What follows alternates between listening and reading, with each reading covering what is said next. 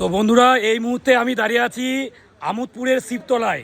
আমরা সবাই জানি আমোদপুর শিবতলার যে গাজন সেটা কিন্তু বীরভূম জেলার মধ্যে একটি বড় গাজন উৎসব।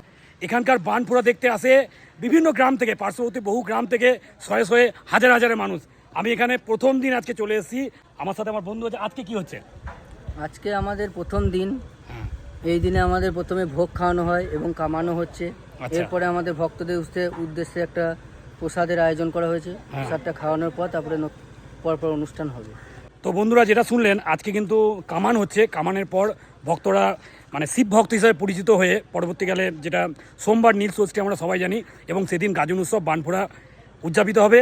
আপনারা বীরভূমের যে প্রান্তেই থাকুন, আমোদপুরের শিবতলা খুব কাছেই। আমোদপুরের একদম কোথায় অবস্থিত? জায়গাটা কোথায়?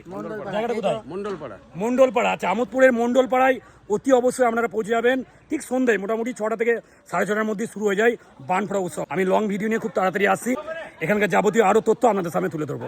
সকলে একবার জোরে হর হর মহাদেব। হর হর মহাদেব।